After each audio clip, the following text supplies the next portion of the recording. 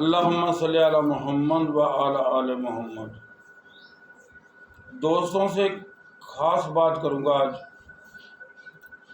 آپ سوچتے ہوں گے کہ میں جو بھی وظائف بتاتا ہوں ان کا پیریڈ بھی لمبا ہوتا ہے اور پڑھنے کی تعداد بھی زیادہ ہوتی ہے، ایسا کیوں؟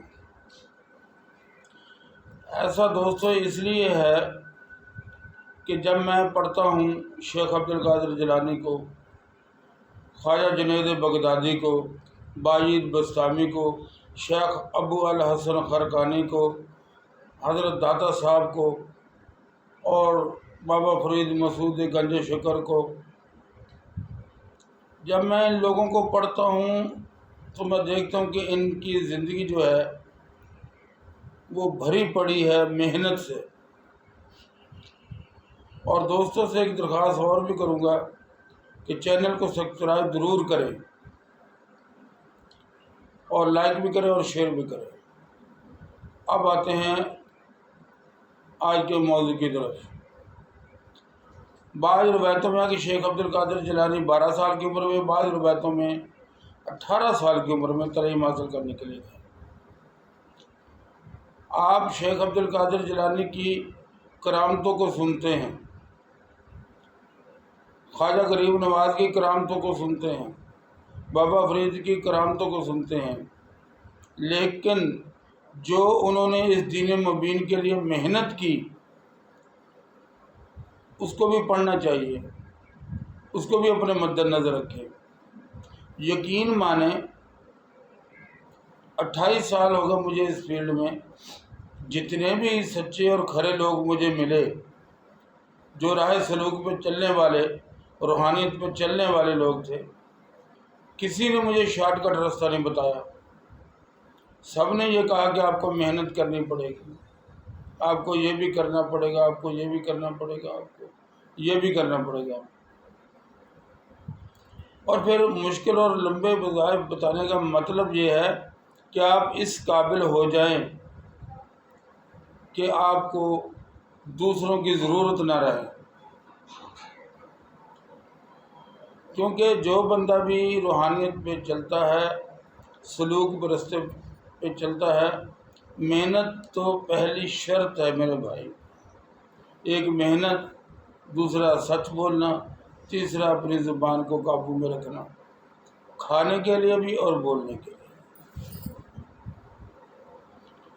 اب یہ پڑھ لو 1 منٹ میں یہ کام ہو جائے گا، یہ نہ ہماری سمجھ میں آتا ہے، نہ ہمیں بزرگوں نے بتایا ہے، نہ ہی ایسے ہوتا ہے، کیونکہ جو جتنی زیادہ محنت کرے گا اتنا ہی پھل پائے گا۔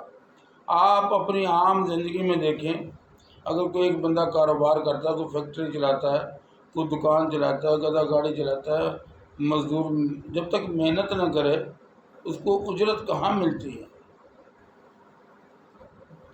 کیونکہ انبیاء جو ہوتے ہیں یہ چنے ہوئے لوگ ہوتے ہیں۔ آپ ان کو بھی دیکھ لیں، انہوں نے بھی محنت کی ساری زندگی، اور پھر میں اور آپ کہاں رہ جاتے ہیں؟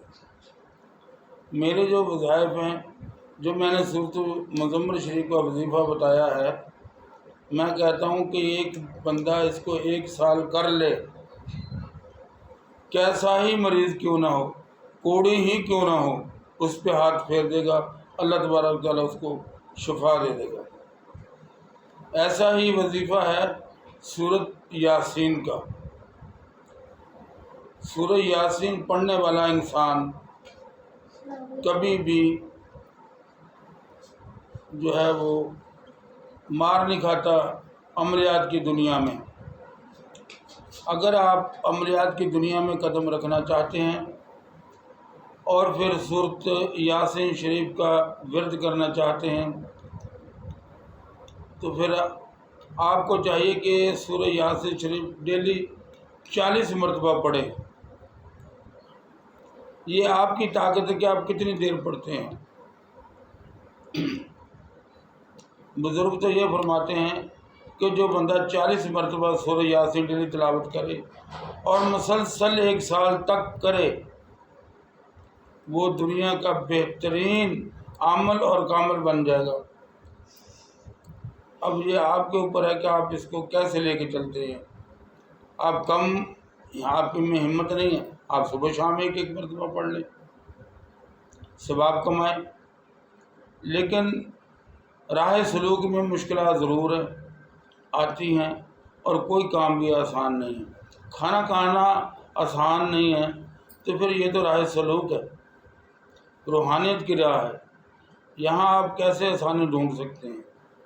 اللہ تبارک تعالیٰ سے دعا ہے کہ اللہ تبارک تعالیٰ مجھے اور آپ کو اس پہ کامیاب کرے اور ہمیں سیدھے راستے پہ چلائے۔ السلام علیکم ورحمۃ اللہ۔